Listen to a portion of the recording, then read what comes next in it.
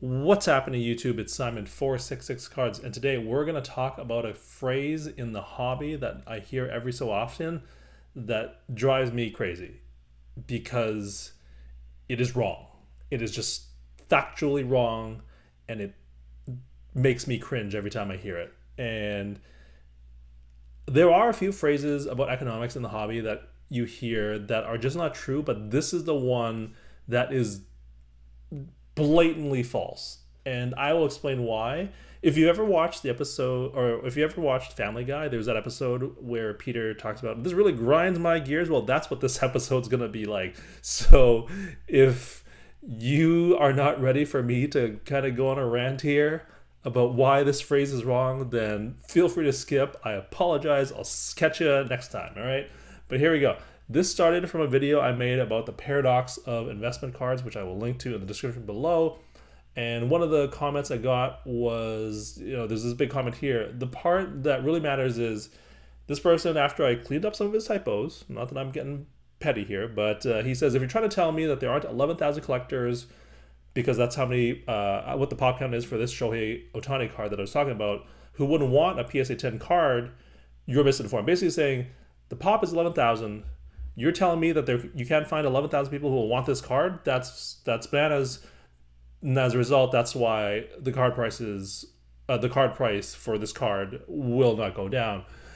And I'm here to tell you that statement is false. It does not make any sense in multiple ways. From an economics perspective, I'm going to go through each and every way this is not true. Number one, the first wrong thing is about economic equilibrium. Because he's basically saying the pop is 11,000. There's got to be 11,000 collectors out there. As a result, A equals B, and prices will be fine. Well, I'm here to tell you that's not true. I'm here to tell you that if the number of collectors, which is basically the total demand, equals the pop count, prices will absolutely crash. Because if you have 11,000 cards and you have 11,000 collectors, that means each of them can buy them for $1 at auction because they don't need to compete with each other for that card. When the supply perfectly equals demand, that's not a good thing for prices. That's the exact opposite. What you need is demand to far outweigh supply because that creates excess demand, which then leads to scarcity. So in terms of economic equilibrium, this statement is unbelievably false. It is not true. Okay. Number two. His assumption is that there's 11,000 cards for this, or 11,000 pop count for this card. Well, guess what? Pop counts increase. This is from GemRate. Shout out to Ryan at GemRate. You can see here, when I made that video a month ago, pop count was 11,000. Guess what? It's now at 12,000. So that's also not true. The number we were talking about before, a month ago, 11,000, it's now 12,000. And guess what? It's going to keep on going up because this one was printed to the moon. And so that's why supply is not static. And that's not good either for prices because that means supply is going to keep on going up. So that's false assumption number two. Let's keep going. False assumption number three. He's misunderstanding supply because his statement is, who wouldn't want a Shohei rookie PSA 10 card, right? Well, he's assuming that people only want PSA 10s. This card has a pop of a PSA 9 pop of 6K in addition to the 12K. Also, maybe some other people will be okay with a BGS or SGC copy, or, oh my god, maybe even a raw copy. This was just about the PSA 10s, but there are so many other grades or raws out there that I would say this is well above 25,000 cards printed just for this one alone. Which brings me to my next point. We were only talking about this one card, but that doesn't mean there wasn't another card printed in Topps Update with Shohei Ohtani on it. And you can see it has a much lower pop count, 339 compared to 12K. As a result, the price is $410 versus $80. So he's misunderstanding supply because he's only talking about the one version of Topps Update, which brings me to my next point, 3C. He's basically saying 11,000 pop count for this card. Well, I can find you 11,000 people who want it. Well, what about all the other different variations of Shohei Ohtani rookie cards? If you look this up, again, shout out to Ryan at GemRate, you will see I am doing a search for Shohei Ohtani in the year 2018. That means there are 1,908 different variations between parallels, inserts, and different product types. 1,908 different variations. But that's not the end of it. Let's keep it going. False assumption 3D. He's now misunderstanding supply because people who collect Shohei might not just be looking at rookie cards. They might be looking at 2019, 2020, 2021, 2022, 2023. And so if you go to GemRate's page and look up Shohei Ohtani and looking at just PSA cards, total gems, 222,000 cards. Now, tell me what the supply is. Is it the 11 or 12,000? Or is it something much bigger than that? So this statement has supply completely wrong. Let's keep going. There's more. Let's now talk about demand.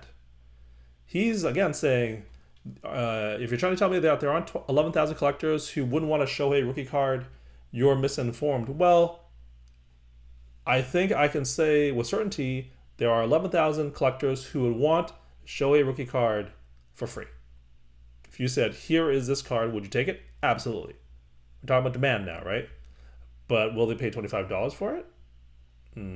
Probably less than if you give them for free, right? There's going to be less people. What about the number of people who will want to pay $50 for it? Probably less than the number of people to pay $25. What about $100? Probably less than the number of people who would pay $50 for it. You know why I know that? Because the current price is $80 as of December 11th when I'm recording this video. And so just because there's 11,000 collectors out there, or 12,000, or 50,000, or 100,000, or a million, that doesn't mean they will want to pay a lot of money for it. You could have a million kids in the US that want to have this card, or in Japan, or whatever. But they might only be able to pay $8 for it because they're 9 years old, and that's what their allowance is, right? So just because collectors exist doesn't matter. It matters how much money they would want to pay for the card. Dollars matter more than people in economics. That's false assumption 4A. Let's go to 4B, another way to misunderstand demand. He's assuming there are 11,000 or 12,000 collectors out there for Shohei cards. But that also assumes that all of these collectors will be in the market looking for these cards at all times, on every single platform, for every single card that meets this criteria. So all 11,000 of these collectors will be on eBay and following all 1,200 results for 2018 Topps Update, Ohtani PSA 10. Will all 11 or 12,000 of these collectors looking for a Shohei card also be following the 205 2018 Topps Update Shohei Ohtani PSA 10 auctions that are happening on eBay? I'm going to go out on a limb and say no. The reason why I know that is, here's something I just took a screenshot of. It was the exact card we're talking about. There were 54 minutes left, so we're basically at the end of the auction. It was followed by a grand whopping 39 people. That's a lot less than the 10 or 11,000 or however many people who collect Shohei Ohtani out there. Because not everybody is going to follow every single card across all the different platforms between eBay, Golden, PWCC, Alt, Facebook, Instagram, MySlabs, Veriswap. You could keep on going, right? There's so many different places that you could look for cards. You can't cover them all. And so there's no way that every single collector is active on every single platform every single time. It's impossible. So that's why demand is wrong. And so you could see now why this phrase that we talked about drives me insane. You can see here 39 total watchers with an hour left on the card. This phrase, this thinking gets, from an economics perspective, it gets demand wrong, it gets supply wrong, and it gets how equilibrium works wrong. But other than that, it's fine from an economics perspective. So you can now see why this drives me insane whenever I hear this. And to conclude, if this statement was somehow true, I've already just discussed all the ways it's not true, but if it actually was true, then why would cards ever go down? Why did we see all of these very popular players with their cards go down in the last year or two since the height of the pandemic? There's plenty of Shohei Ohtani fans out there. There's plenty of LeBron fans out there. There's plenty of insert your favorite player name fans out there. But all of their prices, to a T, all of them, Michael Jordan even, all of the cards went down. Why is that? It's because this phrase in front of you is not true. It is false. It is blatantly false, and it drives me insane every time I hear it. So that's it. That's the video.